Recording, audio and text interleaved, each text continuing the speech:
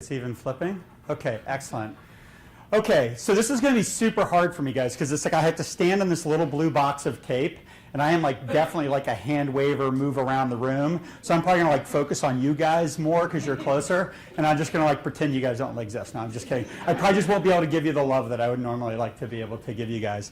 So this is actually a talk that I launched for, I think it was Agile 2014, was the first time I presented this, and I did it as keynotes for several different companies, did it as a keynote for a couple of different conferences that I attended, and basically what I'm trying to do with this talk is I'm trying to build an argument for how I think we're thinking about Agile transformation wrong in our industry, okay?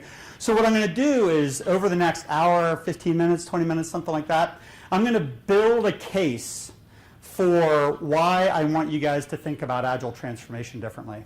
So real quick, I mean, is there anybody going through an Agile transformation right now? Okay, anybody not doing Agile at all in the room? So you guys, like everybody else, is like all Agiled out, right?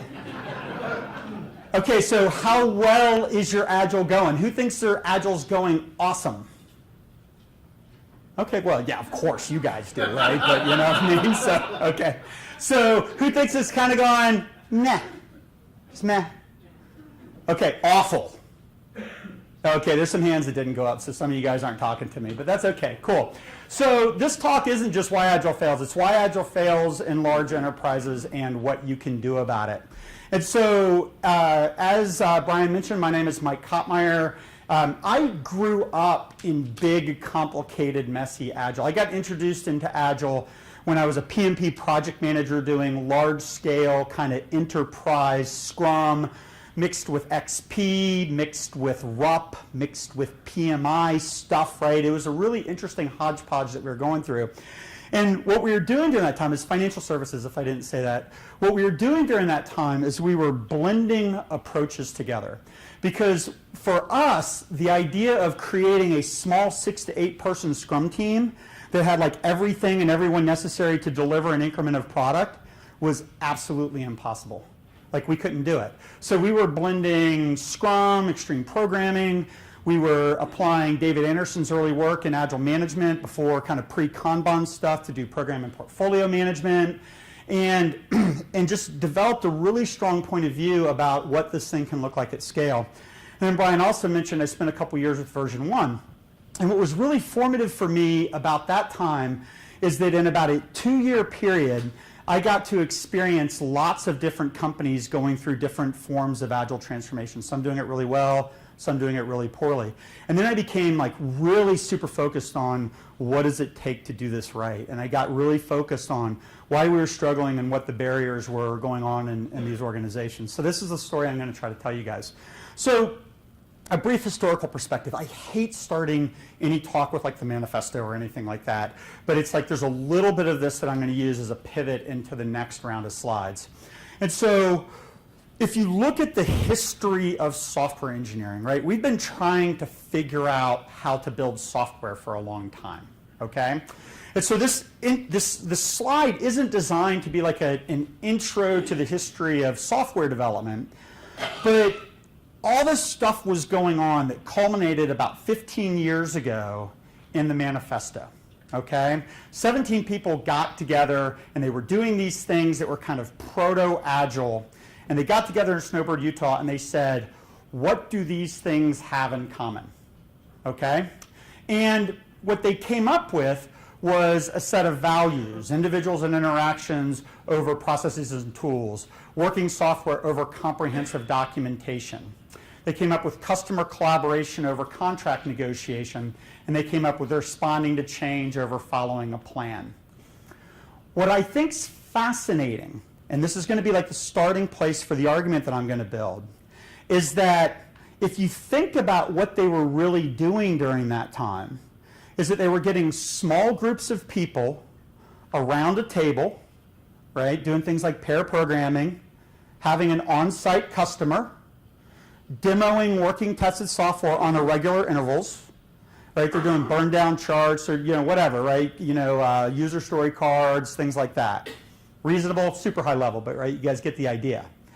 But there was all this stuff going on that got codified into a set of values. Okay? That's the point that I want to make right now, okay? And a set of principles, right? So I'm not going to read these to you, but these are the 12 principles behind the manifesto. What I think's interesting about this is one of the things that I struggle with our community sometimes is that we get really super focused on culture, right? How we think. We get really super focused on process, the things that we do. And the reason why I think is because when you deconstruct this 6 to 8 people sitting in a room with an on-site customer able to produce something that they can actually get value from on regular increments and get feedback, it got turned into a set of values and principles. And those values and principles are hugely important, okay? But it doesn't tell the whole story, okay? And then Scrum came along and spun up the CSM stuff, and it started really codifying the practices that we do. Mike Cohn's Agile Estimating and Planning came out, really codified the practices of what we do. But what I'm going to make the case for is that the 6 to 8 people sitting in a room, working with an on-site customer, producing something of measurable value every couple of days or every iteration or sprint has gotten lost, okay? It's abstracted behind the manifesto and some of the practices of Scrum, okay? So I started with, one of the things that was really formative for me about working for version 1 is I got a lot of time to write and to think, because I didn't come out of like a pure play Agile environment. We were doing a lot of really goofy stuff early in those days, trying to figure out how to make this stuff work. So I didn't really have industry language. So I started writing on leadingagile.com, and I started writing on version 1's blog, and I started trying to untangle and unpack some of the things that I was seeing as I experienced our industry firsthand. And so there's lots of dimensions that I split this along, but one of the dimensions that I started talking about was the idea of when you encounter Agile language or Agile practitioners, you have to kind of understand where they're coming from. And the 3 different points of view that I see most often in our industry, so we just hit on, right? We either talk about Agile as culture, we talk about Agile as practices, or what I'm going to talk about is Agile as structure. Okay, the structures in organizations that lead to agility. The 6 to 8 people sitting in a room, on-site customer, able to produce something of value every sprint. Okay, so that's where we're going to start to go. Here's the interesting thing about culture. I believe that culture is super, super, super important. And I think an Agile transformation would be a lot easier to do if everybody in the world got it. Okay, but not everybody in the world gets it. Fair? Okay? And so if we approach our transformation by trying to change people's like hearts and minds, if we try to focus on being Agile rather than doing Agile, right? Some of these things you hear us say, being focused on values and principles, the bet that you're placing, okay, is that all of the practices and structures are going to emerge from that. Okay? And what I'm finding is that no matter how Agile you want to be, or no matter how Agile the people in the company want to be, if the underlying structures in the organization don't support agility, it gets really frustrating. How many times have you guys seen somebody come back from a CSM class super excited to do Scrum and just hit a wall when they get back to the office, right? Okay? It happens all the time. Right? Because it's like, you start getting, small companies, right? 30, 40 people, right? It's easy to run everybody through and to get everybody all excited at one time. But if you're dealing with a 6,000 person government agency, right, there are structural barriers to doing Agile. Okay? Next point. If you start with practices, right? Focusing on the things that you do, the roles, artifacts, ceremonies, test-driven development, pair programming, any of those kinds of practices, the bet that you're making is that going through the motions of doing the practices will change minds. But I would suggest again that if the underlying structures that are needed for Agile to really take off aren't present, what you end up with is what we call like cargo cult Scrum. Anybody doing the motions of Agile without getting the benefits of Agile?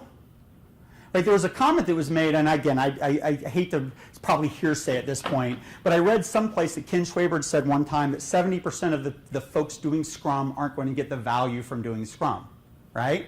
Why?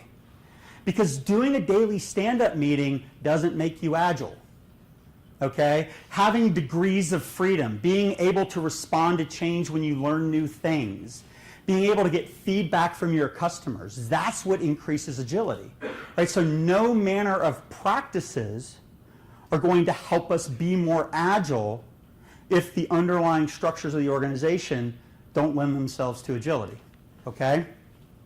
The third thing, when I think of Agile structures, right, I'm watching my slides. I haven't delivered this talk probably in this form in a couple years. So, the reason why I didn't do the ones that I'm doing now is because I just had come up here for the Agile DC thing. And there was some fear that if I did the same deck, you guys wouldn't come today. I'm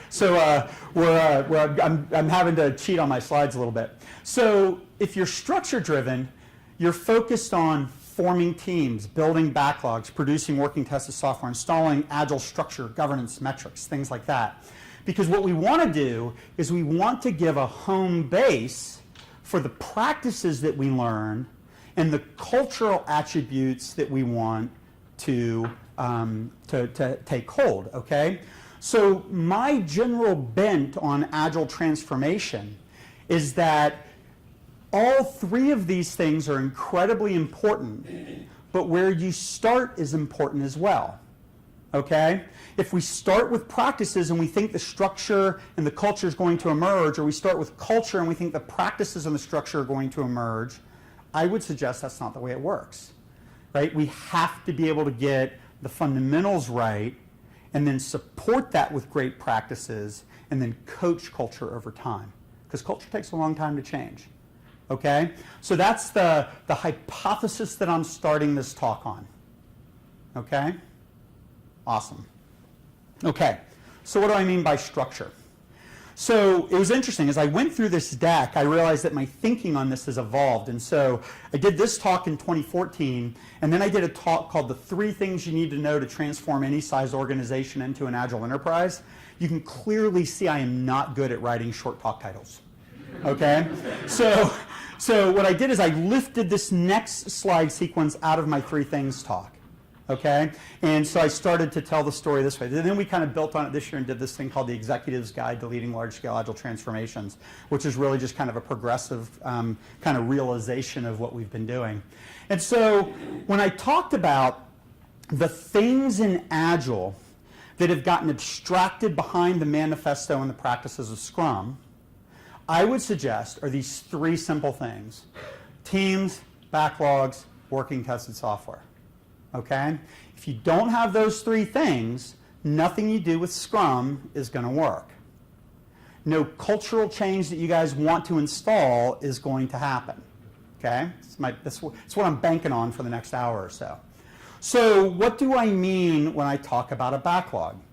I can't tell you how many people I say, do you guys have a backlog? And they say, yeah, of course we have a backlog. And then I ask what it is, and it's just this series of like thematic things that the product owner wants to build.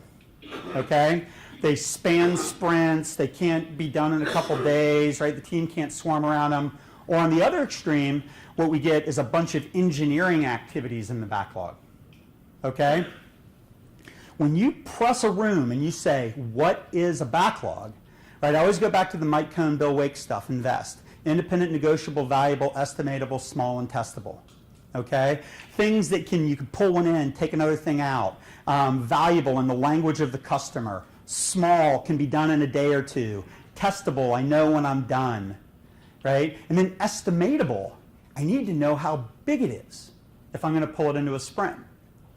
And when I very first did this, I can't remember if it was one of the Scrum gatherings or if it was at Agile 2014, but I had 500 people in the room.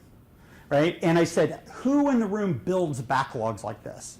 Not one person built backlogs that way. What is that? Yeah, not one person. Okay?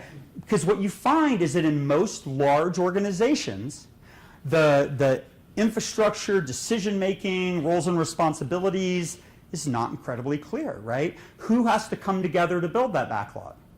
okay? Because most large organizations fall into the trap of the next thing, right? How do we form a complete cross-functional team?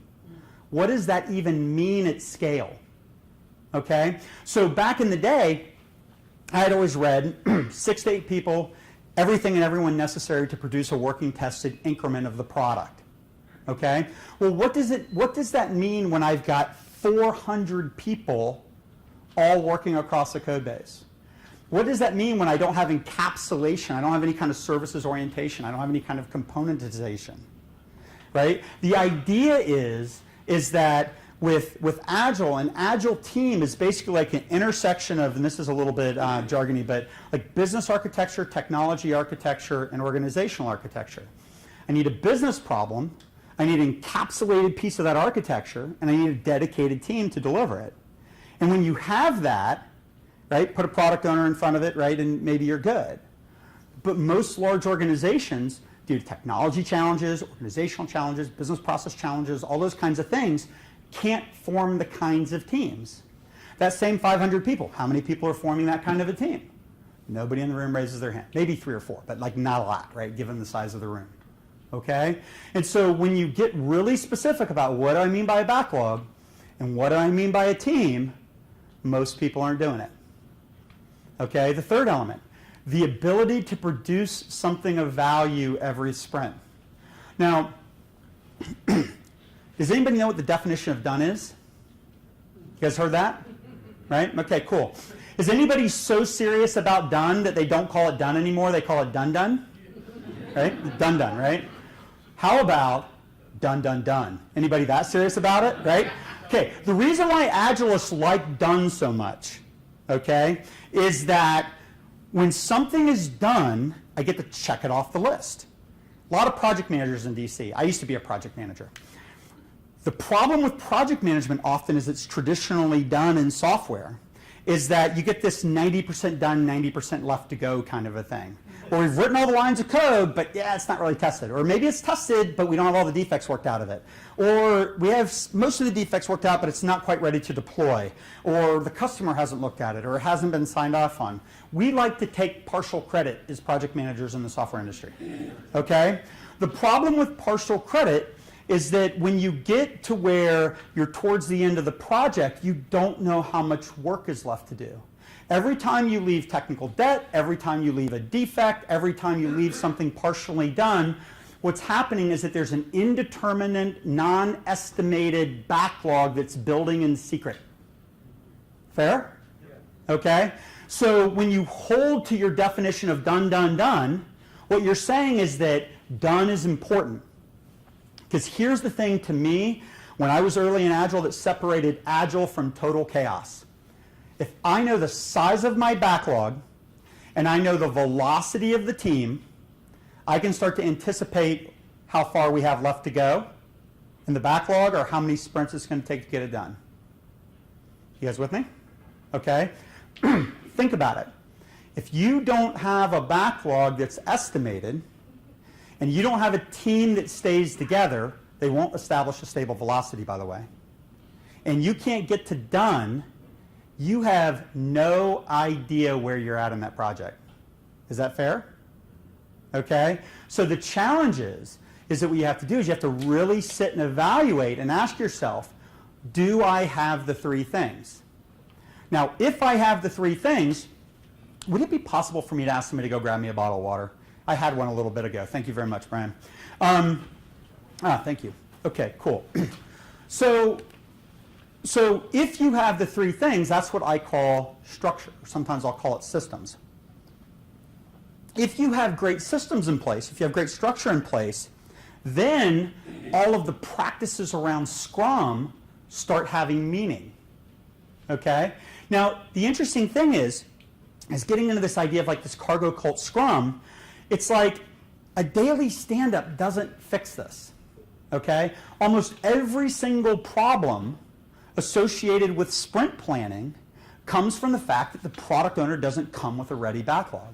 The precondition for sprint planning is that the product owner shows up with a ready backlog that meets those criteria, right?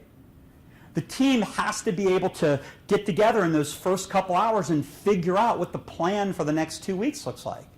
They have to be able to get to a definition of done. Every failure mode that I see in Scrum, or XP, or SAFe, or whatever, right? I'm just picking on Scrum since it's kind of the simplest one, is a failure to form teams, build backlogs, or produce working tested software. We fall in the trap of going, I need a product owner. I don't care whether you guys have a product owner or not, but I do care that you have a backlog, right? I don't care whether you guys have a Scrum Master or not, but I do care that you guys have impediments removed and we can do all the things, right? So we get really kind of dogmatic into the roles, ceremonies, and artifacts, and we forget these fundamentals.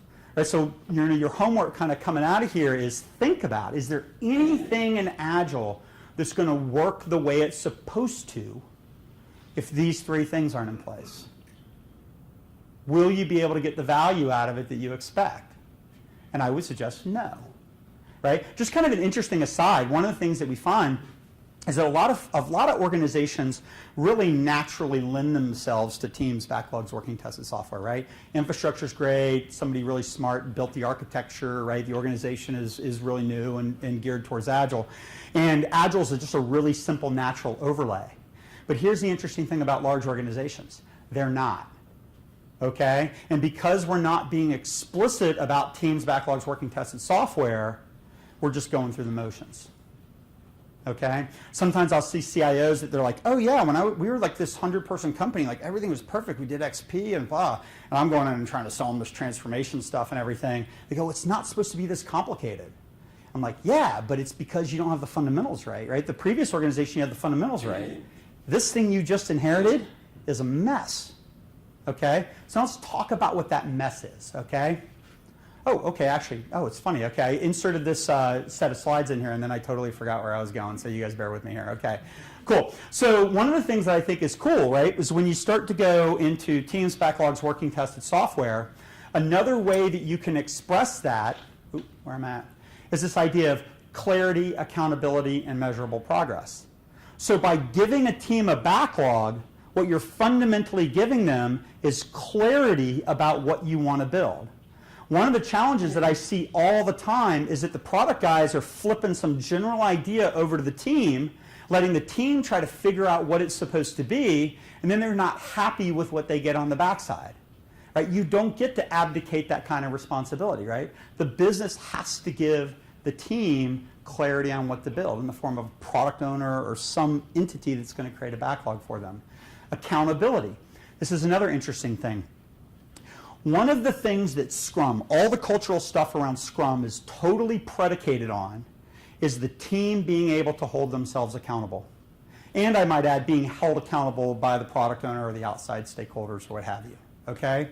Think about what happens when you don't have a team that stays together. People are matrixed across multiple teams. They've got tons of outside dependencies all around them. Right? What starts to happen is the team stops believing that they can make and meet a commitment. They stop believing that the process adds any value to them. Okay? So when you don't keep teams together, it's not just as bad as like, well, we're not going to stabilize velocity. I see that teams will stop believing that they can get to a definition of done. Okay? They can't hold themselves accountable, nor can they be held accountable by the rest of the organization. And then like I was saying about the 90% done, 90% left to do, is we don't have measurable progress on the backside. A friend of mine in the community actually tied this to the Dan Pink stuff. Anybody familiar with his book Drive? Autonomy, Mastery, and Purpose? And you know what that's really about is the fact that knowledge workers aren't really driven by money. Like we have to be like taken care of to a point, right? We have to be able to feed our families and take care of our kids and pay our mortgage and all that kind of stuff.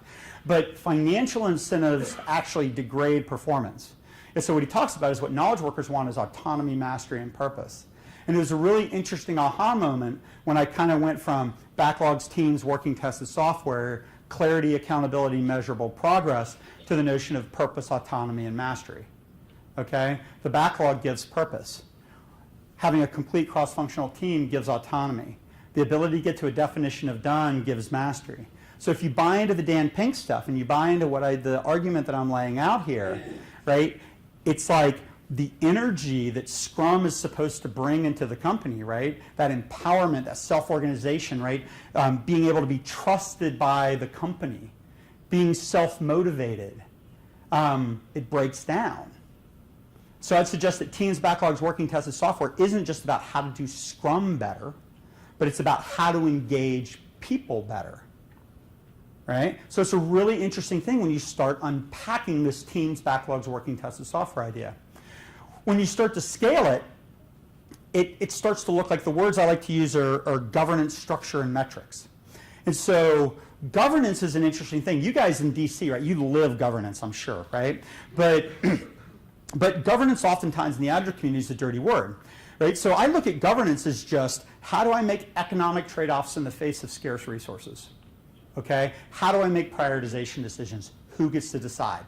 Okay? If you look at what SAFe is just a governance framework around Scrum, give or take, right? Same with LESS a little bit, right? Same with disciplined Agile delivery. All the scaling frameworks are really just fundamentally governance frameworks, okay? Within them, they have structures. How do we form teams, right? How do we do the things that we're being asked to do?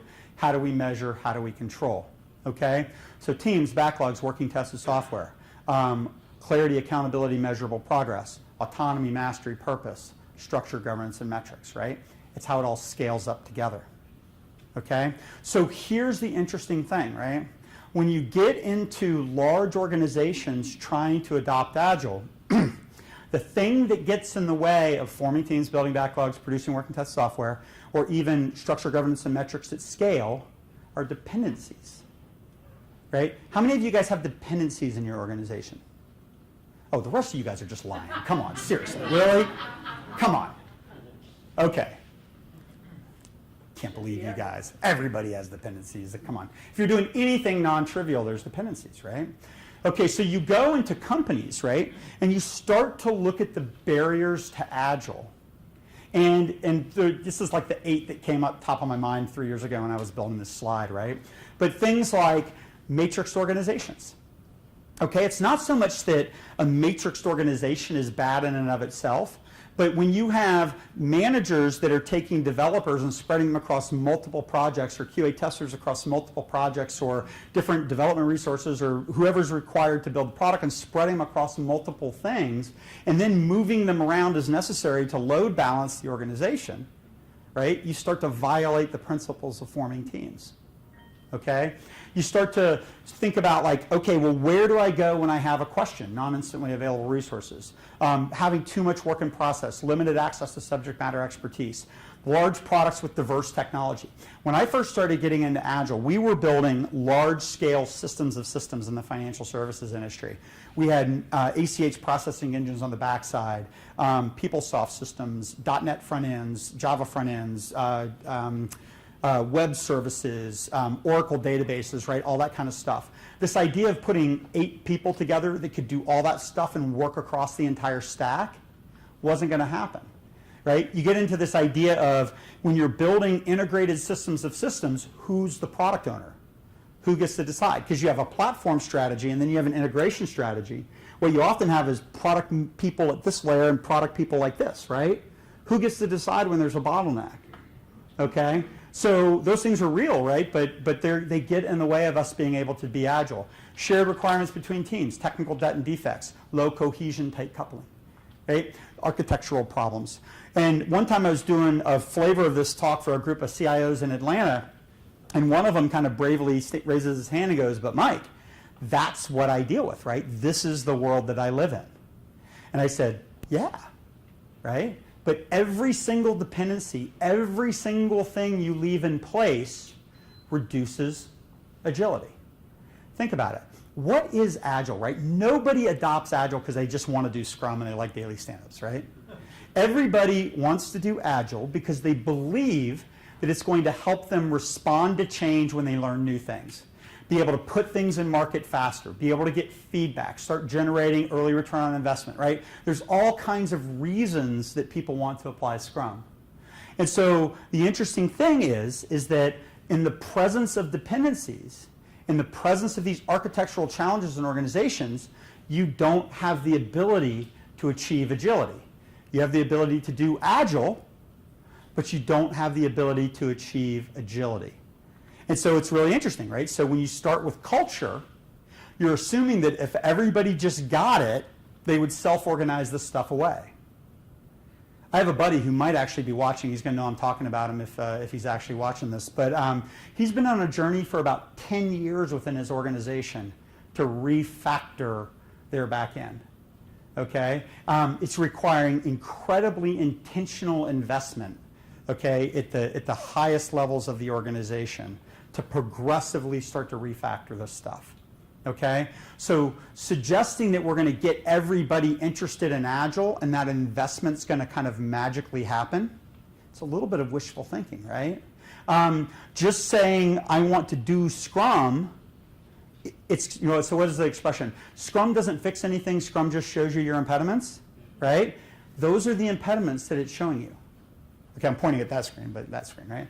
Those are the impediments it's showing you. So one of the things that I think is that we're being disingenuous with our leaders sometimes when we start with culture or we start with practices. And we say it's just going to show us our impediments and we have to fix them.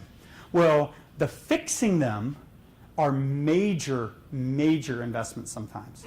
They're major reorganizations sometimes. And so what I think we have to start doing is we start thinking about how to evangelize this stuff in companies. We have to start being more direct with the kinds of things that are going to get in the way. But Mike, we don't know everything that's going to get in the way. Absolutely, we don't know everything. But I think we probably know 70, 80, 90% of it. Okay, we can create a hypothesis around the rest of it. Okay, we don't have to pretend that we're making it up from scratch. We know that this stuff is going to get in the way, right? So we need to start being on top of that. I'm going to pause for a second and take a drink of water. You guys have any questions? Thoughts? You guys buy my premise so far? You put up three things. Yep. Culture, practices, and structure. You're talking around and where to start. Yeah. I think you're saying start with structure. I am saying you start with structure. We're going to go deeper into that here in a little bit. So I'm building an argument for you, right? So we talk about where does it come from? Where does this culture stuff come from? Where does the practices stuff come from? Okay? And then once I get really specific about this teams, backlogs, working tested software, I'm holding out a standard for you guys that I think that most of you guys probably aren't achieving in your organizations. Okay? You guys might be doing Scrum really well. Maybe you're doing SAFe really well. But I bet you most of the folks in the room aren't getting the business benefit from it that they want. But here's the thing. So now I'm giving everybody in the room a pass because it's not totally everybody's fault. Okay? These organizations are messed up. Okay? But the challenge is if we actually want to achieve agility, we have to start getting really real about what we're doing, right? We have to start getting really real about the problem that we're trying to solve. So kind of the transformation theory that we came up with is adopting Agile is fundamentally about forming teams, building backlogs, producing working tested software. It's not about principles and practices and who's the product owner and do we have a good, you know, whatever, right? Backlogs, teams, working tested software. At scale, it's about defining a lean governance framework. It's about creating networks of teams and collaboration all the way up the enterprise. It's about the metrics and tools that enable agility. And then anything that gets in the way of forming teams, building backlogs, producing working tested software, putting in lean governance, networks of teams, and metrics at scale is an impediment that ultimately has to be removed. Not to do Scrum, not to do SAFe, but to achieve agility. Okay? Question. Yeah. Or comment. I guess I agree with a lot of what you're saying, but I guess one thing I'm in trouble with is you mentioned clarity. Yeah. And also business value. Mm-hmm. Don't you think that in this world, Mm-hmm. right, that there is no sort of a single step way that you're just going to know where you're going? And that to me, agility is about creating a situation where you can exploit anti-fragile behaviors so you can take advantage of fleeting opportunities. Yeah. How do you do that with clarity? Well, so here's the interesting thing, okay? Some business, we're going to get in this in a section or two from now, is that sure, right? I mean, the ability to respond rapidly to market, the ability to respond to change, the ability to do all these things. The challenge is that in order to do that, you have to have an infrastructure that supports it. True. Okay? You have to have good architecture. You have to have good team organization. You have to have all those kinds of things. Now, I'm going to break down some different dimensions to think about where you fall in different continuums, but I would suggest that not even every company is that right now. So bear with me here. I think I'm going to hit your question here in a little bit. Okay, so solid Agile practices will help operationalize a system and encourage a healthy, adaptive, empowered culture emerge over time. So build the systems, get the barriers out of the way, the practices and the culture come next. That's the point that I'm trying to make to this point. Okay? So we're going to pivot here. Right? So now we're going to have like a shift in ideas. Okay? The first thing is I was building the case for teams, backlogs, working tested software, structure, governance, and metrics, but most importantly, the case for breaking dependencies. Okay? Now what we're going to have to figure out is what do we do in the presence of dependencies while we're trying to remove them? What do we do with our organizational culture the way it is while we're trying to get it to be more adaptive, right? While we're trying to get it to be able to respond to change. And so a couple years ago, we invented this little model we call our compass or 4 quadrants, okay?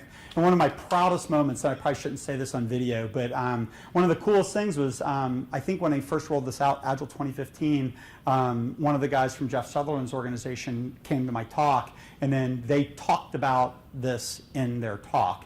And Scrum.org has since done some videos around it. So it's like the first thing that I feel like I've ever really contributed that like a serious other thought leader actually like picked up on and used, right? So it kind of gave some credence to this, and I think it's a really valuable insight. So a couple years ago when I first started writing about some of the challenges that we were having adopting Agile in different companies, I started talking about the fact that, kind of to your point, that certain companies are built for predictability, okay? Certain companies are built for change. Certain companies value predictability. Certain companies value change. So like a really key indicator is if you value predictability, is if you're doing annual planning cycles, projectized organizations, trying to put together gigantic interdepartmental Gantt charts, right, trying to resource level across the whole year, right, trying to figure out exactly how much scope you're going to be able to build for how much money and all that kind of stuff. No value judgment, but rest assured your organization values predictability. That's what it's going for, okay? There are organizations, right, a lot of the new web startups, my company, I'm sure Excella, right, maybe some of you guys that really value and are built for change. You recognize that the markets are changing and that things are going to be all over the place. So you can build your organization from the ground up. Most of the time when I run this exercise with executives and I say, okay, do you want predictability or do you want to be able to respond to change? What do you think they say?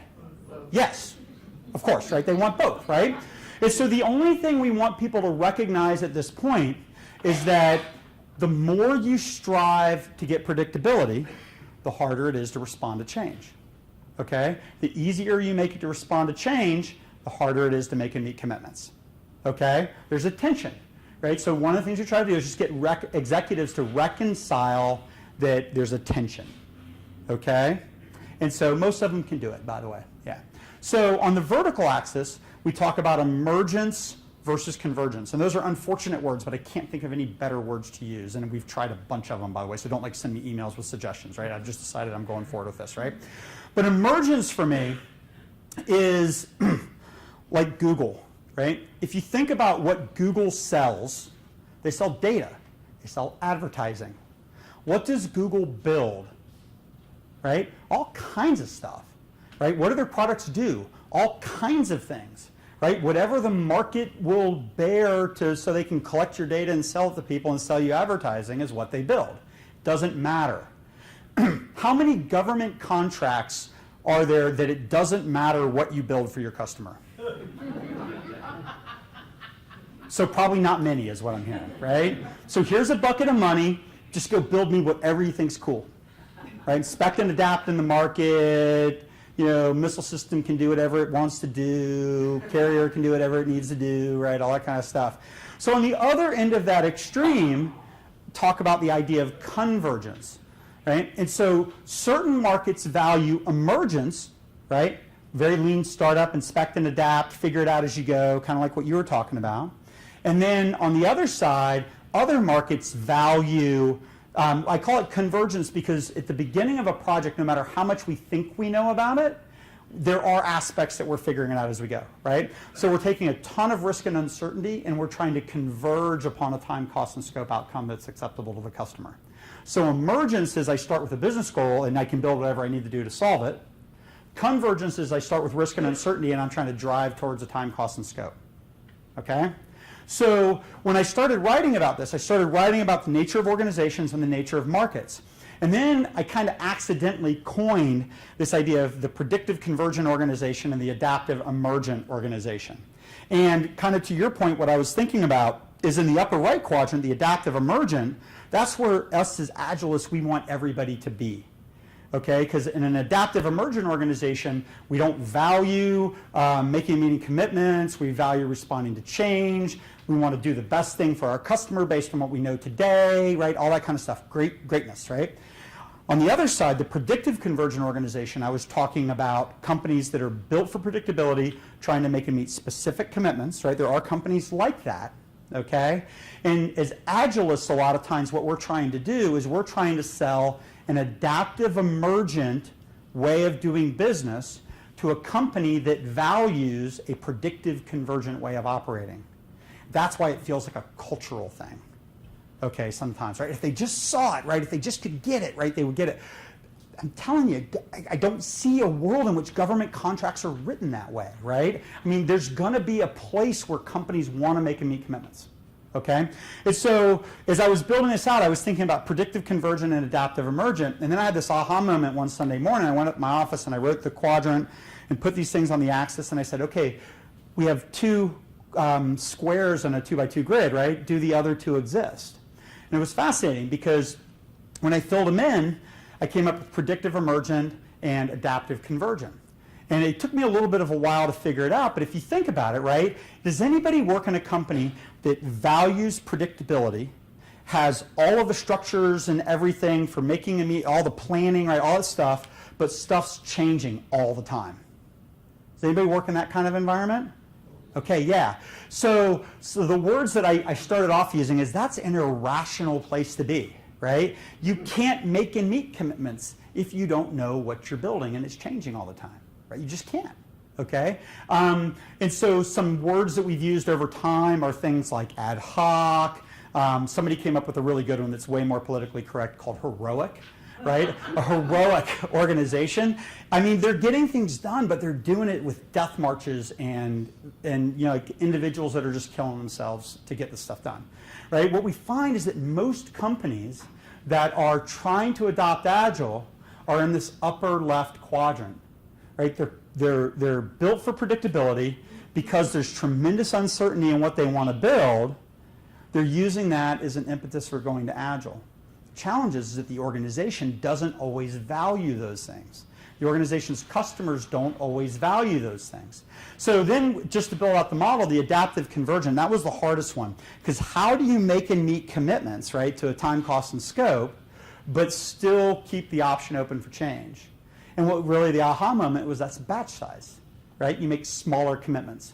So if you think about everything in Scrum or SAFe, right, it's all about the 2 to 4 week commitment or the PI every 6 to 12 weeks, right, the quarterly release plan, right? Create opportunities to change. Doesn't mean you have to change, but we create opportunities to change. So the way it kind of built out is I talked about the model. Traditional tends to live in the lower left quadrant. Agile is in the lower right quadrant. And then lean startup is in the upper right quadrant. So one of the exercises I like to go through with people in companies is I say, where do you think you are? You know what's really fascinating? I've done this exercise with folks, and there'll be like 12 executives in a room, and they all identify in a different place on the quadrant. It's fascinating, right? And so you can use this as a way to say, okay, where are we now, and where would we like to be? And we're going to go a little bit deeper into that. But here's the thing. I want to make sure, okay, cool. I was making sure I got my slide sequence right.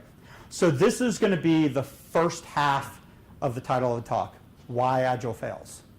Okay? So a big buildup just to get to the first line of the talk, okay? So why does Agile fail? Most organizations that are trying to adopt Agile, I believe, large organizations, are in the upper left quadrant. They're built for predictability, they value predictability, they're organized for predictability, but because either their market is changing so fast, or because they haven't put the time and energy into fully eliciting their requirements, it feels very ad hoc. It feels emergent, like it's changing all the time. Okay? So we're going to tie some concepts together. So what they do is that they do an Agile pilot in the upper right quadrant. Okay? So here's the interesting thing. In the upper right, they put 6 to 8 people in a room. They give them an on-site customer. They can produce something of value every couple of sprints. You guys see where I'm going here? Okay? They create all the perfect conditions to exist. They release it from its governance constraints. Okay? And they take the best and the brightest and they get them over in the corner and they just do Agile. And you know what? Scrum works when you do that. Fair? Okay? So now we've done our Scrum pilot. And now what do? We say, okay, let's pick another project or two. But we matrix people into the organization and we hold them to the same governance. And you know what we're basically doing is we're putting the adoption of Agile back into the upper left quadrant. Okay? So what I think is Agile is failing is because we pilot in the upper right quadrant, we give out all the conditions, and then we take the practices and sometimes the mindset and we overlay it on top of our broken organization that's full of dependencies. Does that make sense? Yes. Okay? And so the next part we have to try to struggle with is what do we do about it, right? How do we overcome this? Because the inarguable set of truths that I'm trying to anchor on is if we believe that it's teams, backlogs, working tested software, if we believe that true agility comes from breaking dependencies, not by applying Scrum, okay, how do we get to a greater, better organized, dependency-free environment over time? Okay? And so when we first started kind of trying to untangle this, we've gotten a little bit more mature around it, is what we started talking about was this idea of, in the upper left quadrant, it's incredibly low trust. And one of the things, what do Agilists like to say, right? They like to say, well, just trust us, right? Just trust us, right? Empower the teams, and the teams are going to do awesome stuff.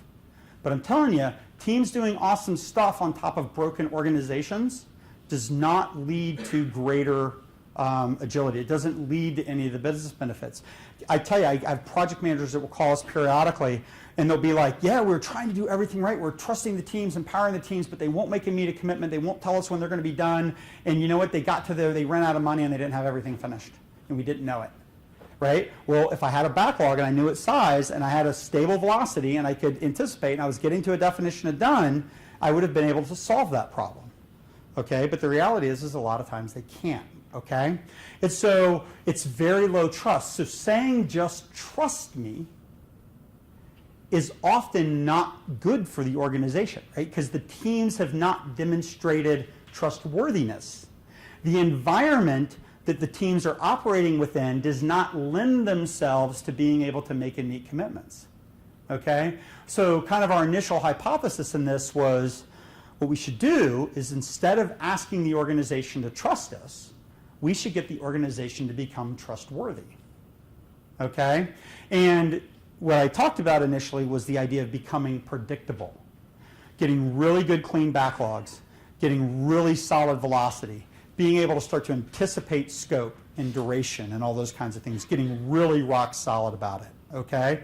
Now, here's the thing, we don't want to do that with, traditional project management. So what you do is you do that with a combination of kind of lean agile techniques. Sometimes in this quadrant, I talk about team-based, iterative and incremental, but more highly governed, more highly plan-driven. So in this quadrant, I might be doing things like annual roadmaps broken into quarters, 3 to 6 month release plans, really strict kind of 3-month backlogs, right? Not the let me just make it up as I go, but putting in the constructs to drive some of the certainty that you're talking about, okay? Another interesting thing is, I don't know if any of you guys are like Gartner subscribers, but Gartner talks about this idea of bimodal. what we find is that there are certain organizations with certain parts of their infrastructure that actually need to stay in this predictable quadrant. I mean, how many people want a bunch of 24-year-old Agilists working on their mainframe banking system? Serious, right? You guys cool if your bank balance is off? We'll just fix it next sprint, right? I mean, there's certain things, systems of record, right? Things that are that have to be more stable. Sometimes it's okay to kind of stay in that lower left quadrant, okay? For the things that want to move, right, as we move to the right, we start thinking about how to reduce batch size, right? That's through a combination of program and portfolio management changes. Sometimes it's release management. Sometimes it's breaking dependencies. Sometimes it's technical architecture, testing practices, DevOps, things like that, right? That's what's required to move over to the right. And then as you move up, and you actually have fully decoupled teams operating around autonomous increments of the product, now we can start to think about doing more disruptive innovation within those platforms. So what's interesting is that as a group of practitioners, what you guys have to figure out is which quadrant are you in and which quadrant do you want to get to. And what's interesting is sometimes that's not driven by you guys, sometimes that's driven by the people that are paying the bills and what they're willing to invest. Okay?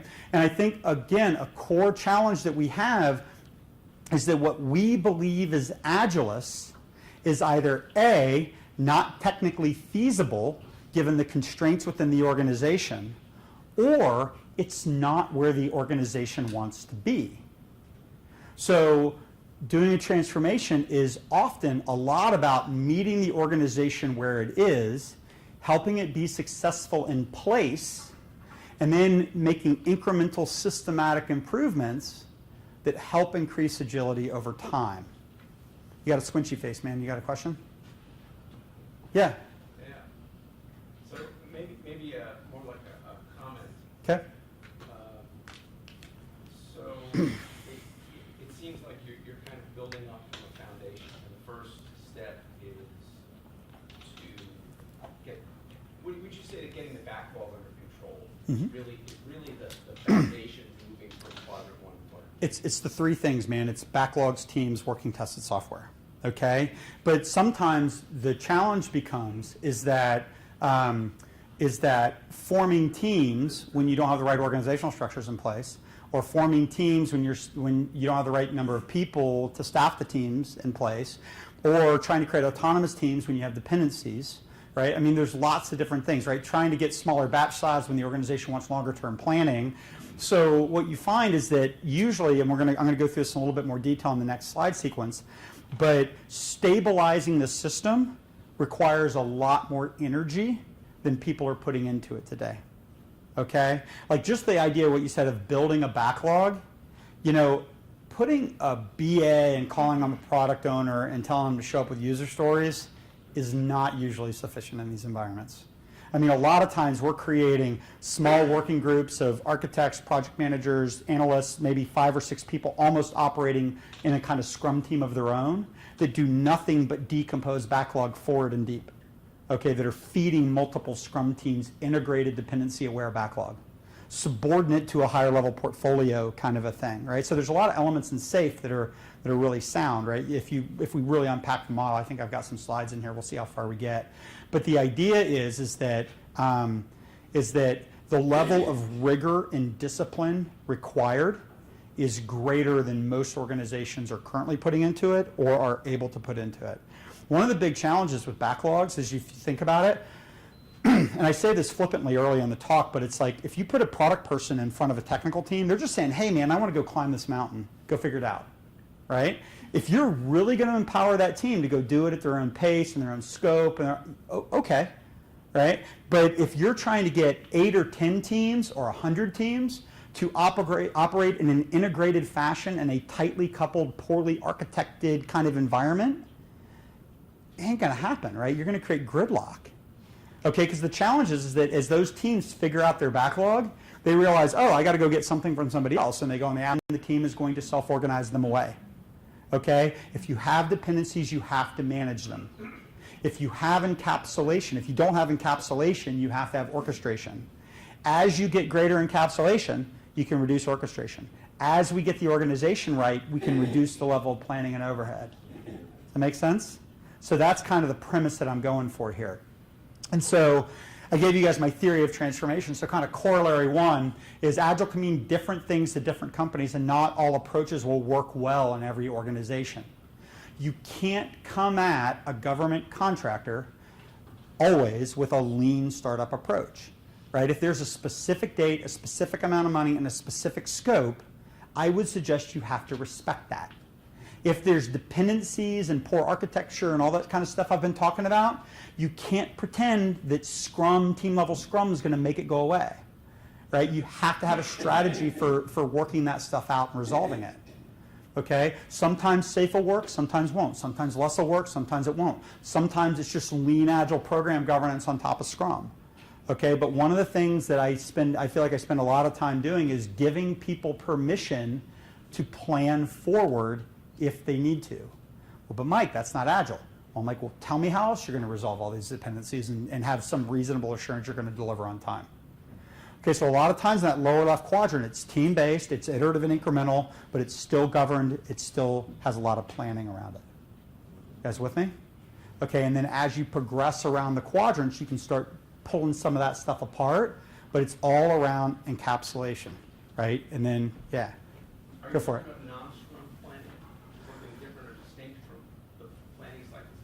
Well, so when you say planning cycles within Scrum, I would kind of say like, well, what does that mean, right? I mean, Scrum in its simplest form is the product owner sits down with the Scrum team on every 2-week intervals. Maybe they get together every 3 months and do release planning, right? I mean, do all that stuff. But what I find is that the level of visibility into the backlog has to be more tightly coordinated.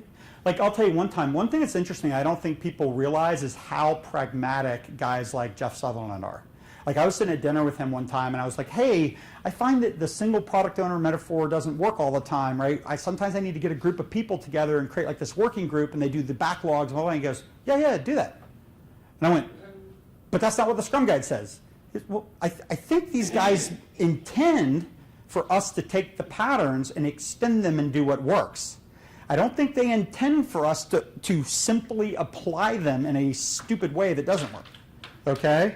If it's not working, don't keep doing it, okay, just because Agile says to do it, right? So the idea is that what I need is I don't need product owners operating in Scrum cadences. What I need is backlogs that are dependency aware that the teams can start processing without thrashing around in the sprint.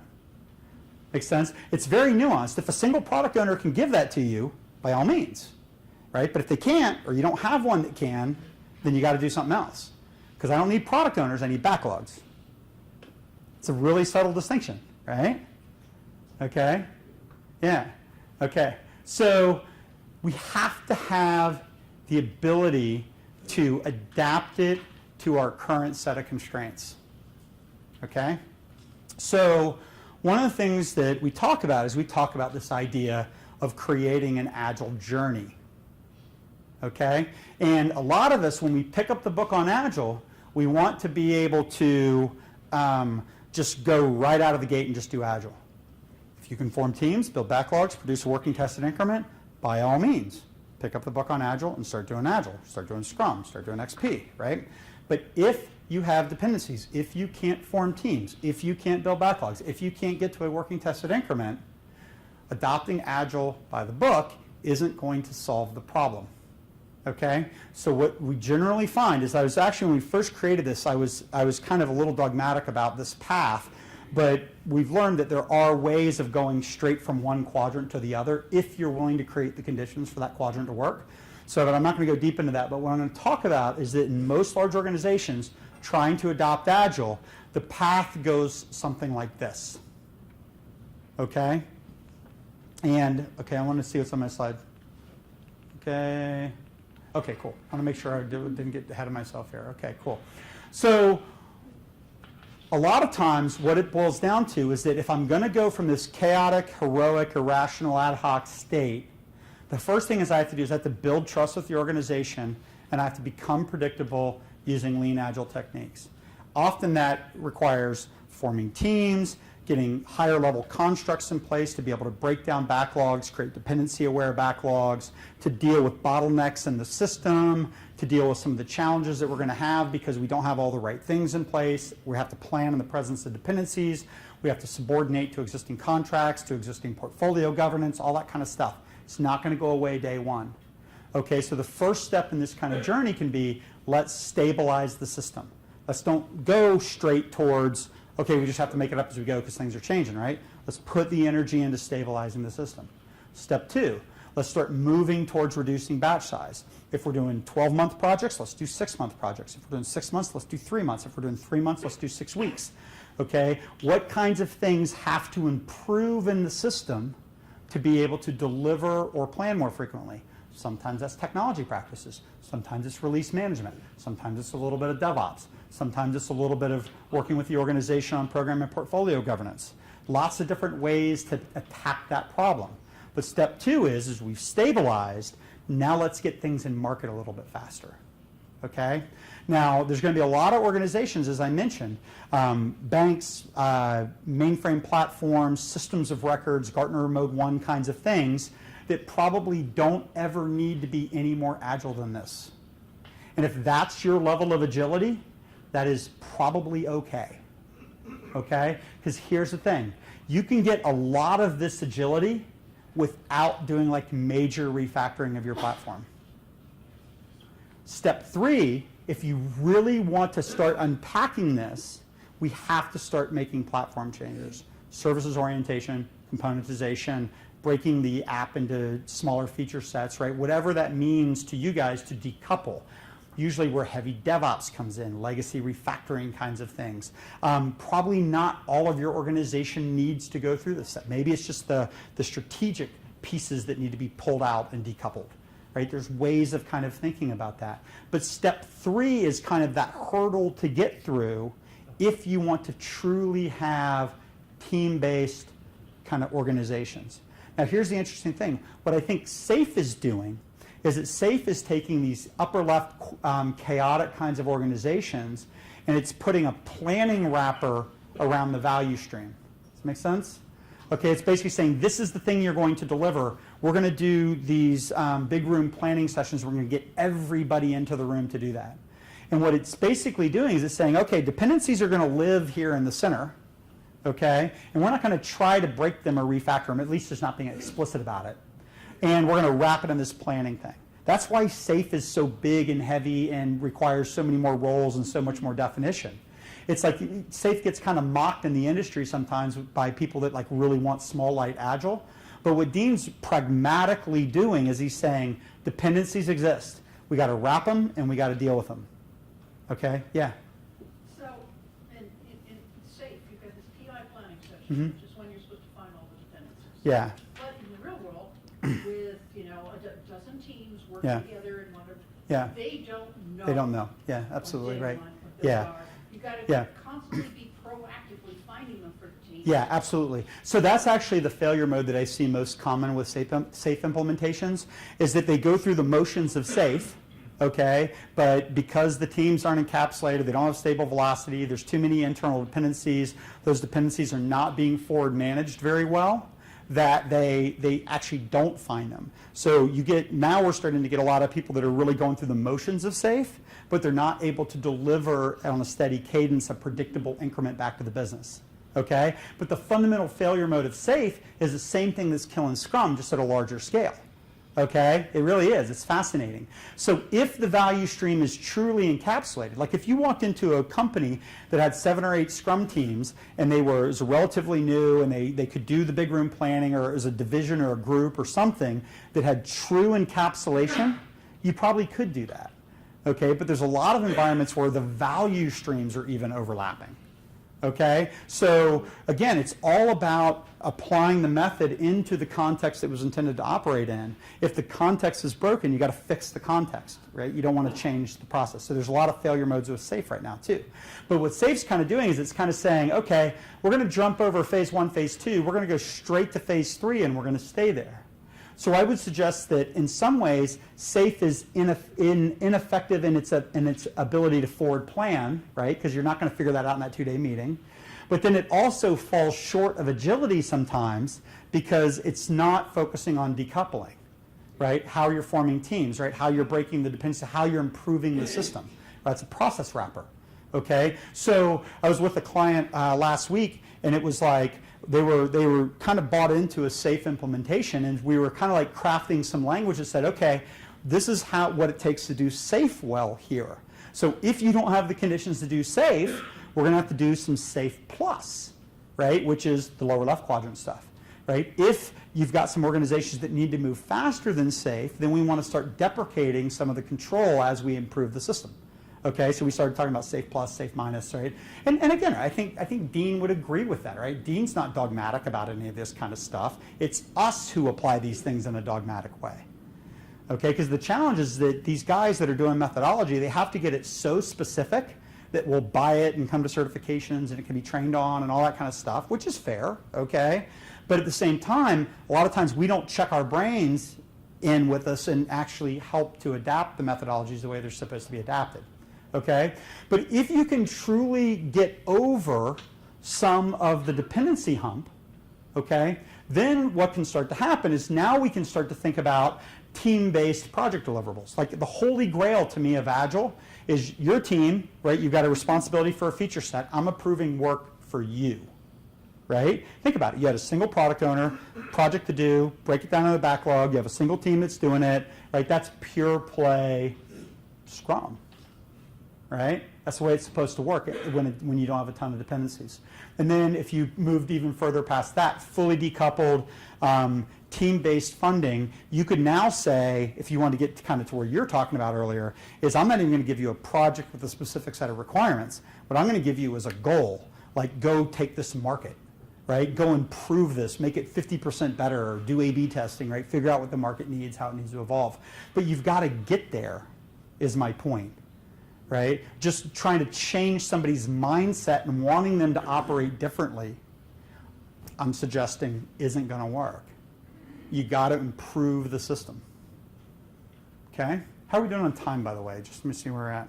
So it's about 8. Do we have 30 minutes, or do we have 15. 15? Okay, so I'm going to start blowing through some slides here. Okay, go ahead. Can you talk a little bit about how you decide or what criteria you might think about what parts of the organization you're going to leave along this path? Because not everybody's going to make it, nor should they. Yeah, nor should they. So Yeah, how do you absolutely. think about Yeah, so how to leave who where? Yeah, so generally it's like, I kind of like, last year I went to the Gartner conference and I listened to, all I went was the bimodal, right? Because I think bimodal's been talked about very poorly in the industry. And so what I find is that it tends to become, like one of the metaphors they used is like APIs and app store, okay? They were talking about systems of record versus systems of innovation. So things that are like systems of record, the APIs, the back end, the things that need to be more stable, high volume transactions, right? They don't change as much. Those tend to be candidates for the lower left quadrant, okay? Also things that maybe they need to change, but because of the expense associated with decoupling that are, or improving the organization, there's certain things that might just need to be left down there on the lower left. Things like mobile, web, pieces of the components that really need to innovate fast, things that actually aren't as much systems of record but more systems of innovation, those things can pull forward. Okay, so I kind of look at Gartner mode 1 as the lower left, Gartner mode 2 as the upper right, and then there's going to be some things that are going to have to pass through the middle. Okay, or maybe they pass through the middle or they just kind of stay over in that lower right quadrant, because not everything needs to be disruptive innovation. Sometimes it just needs to be small batches and get things in market faster and learn and all that kind of thing. I mean, there's a lot of, it's really funny. Sometimes we think that because we don't know everything, we don't know anything. Well, a lot of people have a pretty good idea of what they want to build. They just need to get really good at figuring out how to go build it, right? The further you go around this arc, the more options you create for yourself, is what I would suggest. I hope that answers your question. Yeah, okay, cool. So what I'm suggesting is that organizational change can be mapped out in a way that outcomes are measurable and predictable and economically justified. And so my talk that I did this past year with the Executives Guide was really all around really this one slide.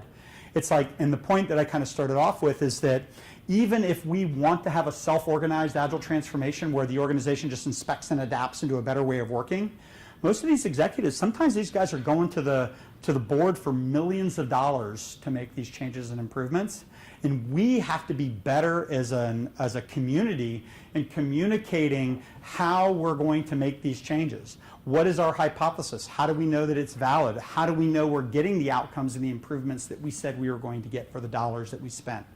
Right? I think that's a fair place to be. So what this begins to do is that when we think about the nature of transformation as forming teams, building backlogs, working tested software, structure, governance, metrics, breaking dependencies over time, and you start to think about how we map that transformation, what's the start and what's the end, we start to have like a mental model for how we could actually plan our own transformation. Okay? And one of the things I'd always kind of heard, and this is another thing that gets really misapplied, is the idea of using Scrum to implement Scrum. You guys ever heard that?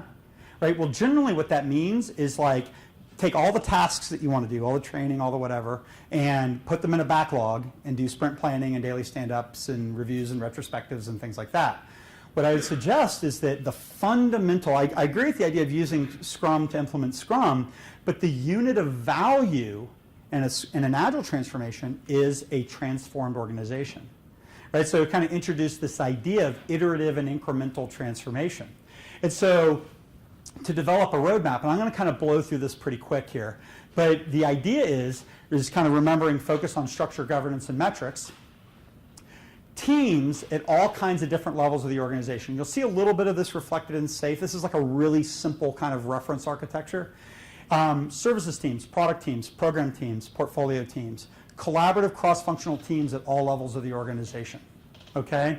What you find is in most organizations, they create some sort of hierarchy, some sort of services layer that gets consumed by some sort of product or feature layer that gets coordinated by some sort of program layer that is subordinate to some sort of governance layer. Okay, there tends to be more of these, less of those. Okay, is it always 3 layers or 4 layers? No, sometimes it's 5 or 6. Sometimes it's 2, right? Don't build anything more than you have to build. But this is the fundamental pattern.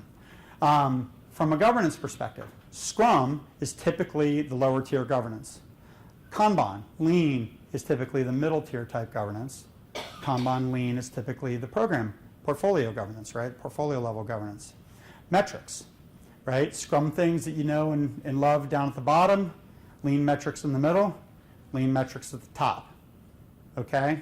So what I'm suggesting is that, again, when you think about your organization in this structure, governance, and metrics model, you can create a hypothesis around what you would like your organization to look like.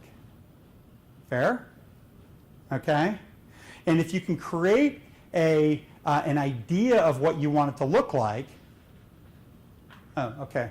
I was like, again, I told you I haven't done this talk in this form in like a couple years, right? So the point that I was trying to make on this slide is that these constructs and metrics and controls, I believe, can be established without violating Agile principles. But you remember, I've kind of changed the game in my world to be teams, backlogs, working tested software, right? Getting things in market fast, being able to get feedback.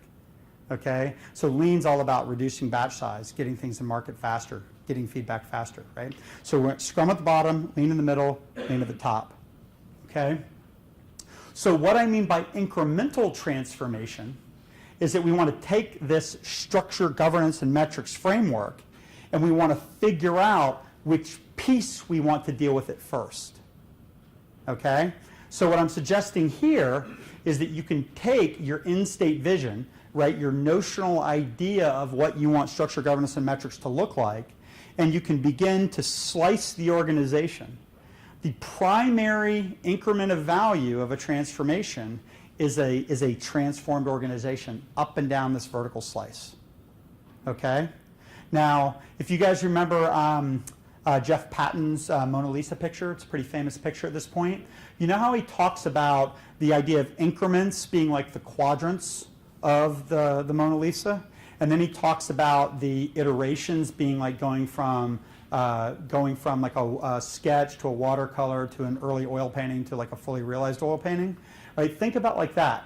Right? So when you look at your entire organization, structure, governance, and metrics, then you can start to think about how to break it up into increments, like the quadrants of the picture.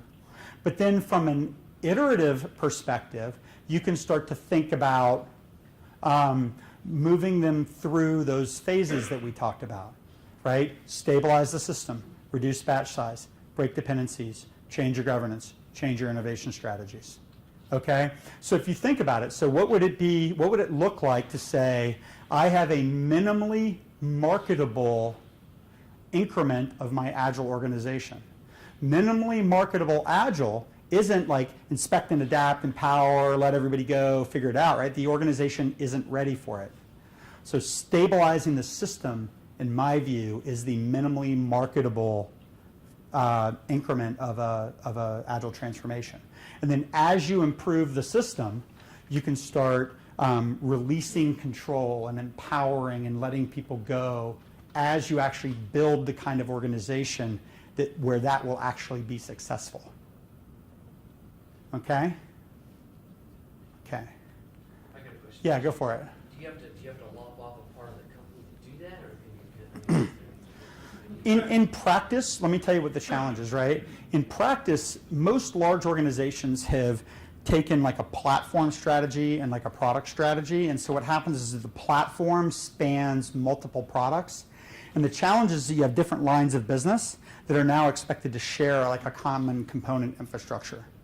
Okay, and the challenge with that is that those GMs have fiscal responsibility to their product, but they don't always have total control over what gets created in a shared system. Okay, so there's usually kind of a balance. So usually the product organization is relatively straightforward. The market segmentation is relatively straightforward.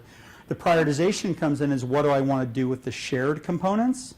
And which is another kind of reason for kind of my case here about this first stage agility, minimally marketable Agile, is that let's say I take this vertical slice and some subset of these shared services, right, that are most closely aligned with this group, right?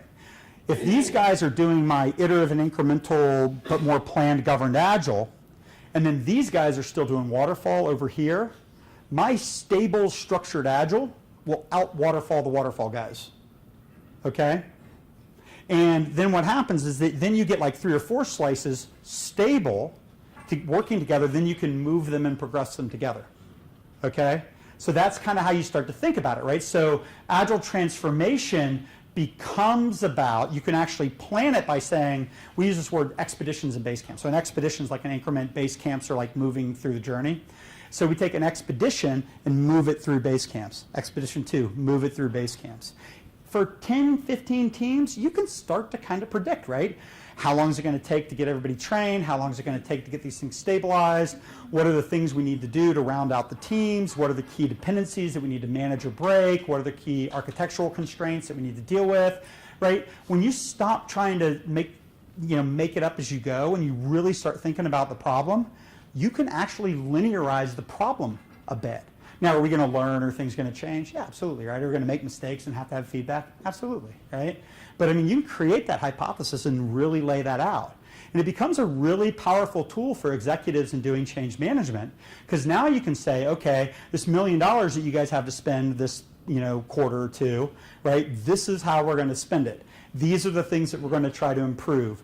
This is how we think the organization is going to behave differently when we're done. This is how much faster we're getting things in the market. Here's our metrics baselines, right? This is, it doesn't have to be soft and squishy at this level, right? And so let's see what else I have in here. Okay, so we're talking about iterative and incremental stuff. Organizations can adopt Agile safely and pragmatically by iteratively and incrementally introducing structure, governance, and metrics, and maturing practices and culture over time as we create the conditions in the organization for those practices and cultural things to thrive. Okay? So summary. You got my theory of transformation, right? Form teams, build backlogs, produce work and tested software. Anything that gets in the way is an impediment that has to be broken. If you guys are going to leave dependencies in place, you have to manage them. You cannot pretend they're going to self-organize away. I think this is an excellent opportunity to go back to your executives and sponsors and say, this is what's getting in our way. We need to get out in front of fixing these things because it's driving the teams crazy, right? And then kind of these corollaries and stuff like that, right? So we've just all recently gone through that. So what questions do you guys have for me? Yeah. What do you do if what's getting in your way Yeah. is the customer? Yeah, interesting, right? So, Who is a government? So, no, I figured. Whenever I come to DC, I just assume everybody in the room is government contractors doing work for folks, right? So here's the interesting thing. So whenever I work with any kind of municipality and we have this conversation, the first thing that I ask is I go, how specific are the actual requirements? Okay? And so again, this is a broad generalization, but what I would suggest, if you think about like Leffingwell's epic feature user story kind of decomposition, I would suggest that the epics are pretty well defined. I would suggest that the features are probably well defined, but there's probably some room for negotiation down at the user story level. Maybe not always, but I would suggest in a lot of them it's like that. Okay? And so I have this idea, like 5-6 years ago, I started doing talks on Agile program and portfolio management. And one of the things I would talk about often is that if you guys as a government contractor have sold, in effect, a fixed time, fixed cost, fixed scope delivery to somebody, okay, it is in your economic best interest to manage that or you won't be profitable. Fair? Okay? So what would you do, right? Those are no longer estimates. At the point that you've sold the deal and committed to it, those things are no longer estimates. They're constraints. So now what we have to try to do is we have to figure out how to optimize our economic outcomes in the presence of constraints. So what that means is that when you create that team, right, that middle tier team that I've been talking about where you get collaborative requirements decomposition, what that team does is it looks up at your epic commitments and your feature commitments, and it says, okay, what user stories can I build that optimize my chances of delivering the epics on time and getting all the functionality in? And the reason why the notion of minimally marketable features is so important is because at every step of the way, if I want to optimize my chances of delivering that contract on time, I better be delivering the smallest thing that could possibly satisfy that contract requirement every single step of the way, right? Okay, so what we do is we put that team in place, and they're looking up and decomposing down, making trade-offs at this level to optimize chances of success at this level. The challenge is that if you just give it to the teams and say, just go do Scrum, right, without that intentional, constant backlog grooming, then you don't win, right? One of the hardest dates, the hardest things, this wasn't a government contract thing, but I had 8 people sitting in a room for about 4 months, and like it was literally like I got on the ground and it was like go. We put together the roadmap, we put together the epic plan, the feature plan, and then started aggressively delivering the backlog as fast as we could because we had to keep the Scrum teams busy and we had to get through the rest of the project. And I remember the product owner coming to me one time. She's like, Mike, this is as minimally marketable as it gets. I've taken out as much muscle. We're down to the bone. I can't go any deeper, right? And they ended up going into the hardening period like 2 weeks or something like that. So aggressively make it as thin and minimally marketable as you can. And then at the point that you hit the wall, then you might have to go over the contract, performance or whatever. But there's tactics for doing it. I believe when you're willing to look at Agile as like a lower left quadrant kind of thing. If you're stuck in the upper right quadrant, this is what Agile is, this is the only way to do it, then I don't think you win. I don't think you win when your customers are like that. Yes, sir. So what you told me looks like these things sink or swim with good managers. If you don't have good managers who anticipate dependencies, dependencies are well known even in large teams. Yeah. So you wait till the last minute when you need somebody else's product. Yeah. So that's a really loaded way you just said that, right? You're in a room full of Agilists talking about managers. We don't have managers in Agile, right? Teasing with you. Just teasing with you. Teasing. Right? Yeah. So where do managers go, right? So I don't think it's just managers deciding. When I talk about the requirements decomposition process, I talk generally about 4 points of view. There's a product point of view, an architect point of view, a product management or project management point of view, and like an analyst point of view. And what I want to do is I want to get a collaborative team in play, and I want them to collaboratively decompose the backlog down and out, okay? Sometimes it makes a lot of sense for the managers to be in that room doing that work, because quite often the managers kind of are the architects, right? They are the people that understand the product. They are the ones that are making those decisions. The trade-off we make with managers in Agile is that we want managers to manage the context, to manage the inputs, to manage the outputs, but we want to empower the team within the cell of the Scrum team, right? Yeah, absolutely. Yeah, so I tend to unpack that word manager a little bit in this context, but managers often can play those roles. Any other questions? Thoughts? Does this feel plausible? Oh, yes, sir. Okay, so again, right, if you really get it, so let's just do one quick recap. So why does Agile fail? Right? We're in effect applying a practice or a methodology or a mindset into an environment that's not ready for it. Okay? And it's going to fail every single time. So what do you do about it? Right? What you do is that you focus on creating the right context for those practices and cultural desires to thrive, but very often that's not a flip the switch because these are deep, meaningful changes that you need to make. So be very pragmatic with your Agile, right? Shoot for forming really clean encapsulated teams, getting really good backlogs, being able to produce a working tested increment. But be real with where you are given your constraints, make trade-offs in the short run. But here's the thing, when I say that, sometimes people will go, but Mike, if we take shortcuts now, we're never going to get where we need to be. Right? So that's why I say put together the end state vision, right? Get really clear on where you're at now, where you want to be, lay out a roadmap in your transformation about how you're going to get there, and then start communicating to the business as you make these changes, the kinds of economic improvements that are happening, and then ideally what you do is you create pull for future changes, right? Okay, so just be really pragmatic about this stuff because there's nothing in Agile that's like it's like a silver bullet, right? I mean, this stuff has to be managed. And I think some of us have drank the Kool-Aid and we're not managing stuff that we know needs to be managed in the name of Agile. Okay? Yes, ma'am. Yeah. I couldn't agree more about the backlog and the teams. Yeah. A lot of the times, the whole dedicated team part. And Super hard, yeah. The part that there's always a few sneeze that you cannot get rid of. Yeah. How do you convince at the executive level Yeah. that you have to start doing that? Yeah. Well, so here's the thing: is that there will be environments where we get. Was there a question or you're? No, it's just waving hi to this guy. Oh, okay. Okay. I'm sorry. I thought he was like trying to get my attention. Okay. So here's the thing, right? So not every team's going to have a tech writer. Not every team's going to have a DBA. Not every team's going to have a subject matter expert all the time. So what tends to happen is that down at the lower levels, you organize Scrum teams. Okay. And then a lot of times what you'll do is you'll take those subject matter experts and you'll level them up and make them a force multiplier, and they'll be like an advisor to the teams, or they'll be like in that requirements decomposition kind of feature or that group that I've been talking about. One of the things I didn't get really explicit about is in that middle program tier, we like to run a really explicit Kanban. And so sometimes when I'm doing a talk on that, I'll put like analysis, design, build, test, deploy. And so what you might find is that like that product owner team is doing the analysis and design, all the decomposition and dependency management up front to build the backlog. Then when it gets to build, those backlog items are down getting built at the teams.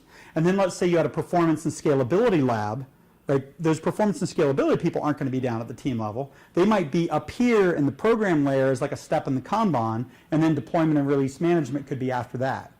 Okay, so as long as there's small batches running through and we're managing it in kind of a lean thing, paying attention to work in process and making sure that we're subordinating the constraint and all that kind of a thing, then that kind of system can work. So a lot of times it's org design. Does somebody fit into a team or do they fit into this larger value stream? And even if you're managing like really explicitly in a larger value stream, you could still wrap it in a safe construct and do that, right? As long as you have the right levels of encapsulation. I don't know. I know that was like a lot of stuff for like a really like a 2-second action. Yeah, we can do like whiteboards after it or something. Yeah. One more question. Go ahead. Yeah. I'm thinking one of the great roles of the Scrum Master is to protect the team against even thinner than they are. Yeah. What do you? Yeah. Okay, so I'm going to answer that 2 ways. So I don't care about the product owner and the Scrum Master, but I care that the functions that those roles were formed to do are done. Okay? So the problem when you look at it the other way is you can have a product owner and not have a good backlog. You can have a Scrum Master all day long and not have a protected team. Okay? So one of the challenges is that, and this is language that I really reject in Scrum, right? Teams don't need to be protected. They need to operate within a rational system. right? If they operated, if you think about it, if you had a team that operated in the way that I'm talking, with a really clear backlog, able to produce a working tested increment, what would that team need to be protected from? Right? The system around that team is broken. And so, again, right, I understand that in a broken system, the Scrum Master might have to play that role. But what I would suggest is that long term, that won't solve the problem. Okay? The only long-term solution for Agile at scale and complex organizations is fix the system. Just is, right? And that feels inarguable to me because, I mean, that Scrum Master is just going to get burnt out, undervalued. They're going to go do something else, right? They're going to get tired of fighting against a system that is not going to fix itself. So the cool thing that we have in our favor right now is that this isn't 10 years ago, right? We're not explaining Agile to people, right? We're not like, this isn't like, oh, your waterfall, let's do Agile. Well, maybe it is in this town, but in most towns it's not that, right? But you know, but you guys, I'm sorry, I'm picking on you guys, but you get the idea, right? Most executives, at least in public companies, CIOs, CTOs, chief product owners, they get Agile. They want it. But the problem is that a lot of us are selling them snake oil, right? Just do these things and this magic will happen. And they know how broken their organizations are, and they know this stuff won't work. And so they're dying for people to show up and be able to say, this is how you do it. This is how we're going to justify the investment. This is what it's going to look like. This is what your roadmap is. This is what's going to happen. And they're smart people, right? And so we have a really unique opportunity as Agilists to go tell a bigger story and to make meaningful change, okay? And so we don't have to fight this groundswell, grassroots thing as much as we used to, right? There are executives out there that really get it. They just want something that's credible, right? None of this magic hand-wavy stuff that we've been doing for the last 10 years. Okay, I think we're wrapped. Thank you, Mike. Okay, awesome, guys. You good? So we've been Facebook live streaming this in the back, and it's like, you guys do that all the time. It's our first experiment with it, so I'm hoping that it actually like worked. So anyway, It so looks like it did. Did it look like it did? Awesome. Mike, as a token of our appreciation Awesome. for coming out here and talking to us, we want Very you to cool. get outside and go to REI. Yeah, go to REI. Okay, All right. awesome. Thank you very much. Stick around for a second. Yeah, no, I'm sticking. I'm good. Oh, no, you're going to pick the grand Oh, I prize, get to but pick not the yet, prize. not yet. I want to see, LJ, if you can come on up. We've got our raffle tickets to draw and some really cool prizes to win. But before we get into that too, like we always do, we like to continuously improve. So there's cards out the front door. Green if you loved it. Yellow if it's, could use some improvement. Red, not coming back. But please leave a note as to why you don't want to come back, because we might try to improve that. It can be either the talk or the facility, the food, whatever. I know there was an elevator issue that will hopefully worth writing down so we remember. But those are the kind of things we'd love to see on here, because we do take note and try to improve. So that's out the front door. All right. So we have, speaking of safe, we have a sign. Well, we'll get into that one afterwards. Whoa, sign. The rollout by Alex Yakima. LJ from Agile Craft is going to draw the location. This is signed as well. Is it Fallon? Number 8429196. What are the last three numbers? 196. Oh, Ted. I saw her. Where is she? Next to Art. Yep. Oh, sorry. I didn't- That's it. What's your name? Phaeton? Phaeton. Yeah, that's it. Come on up. Let's hear it for Phaeton. Look it up.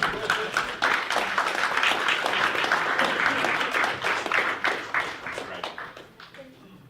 And we also have not one, well, one each, but a $25 gift card from this place called Amazon.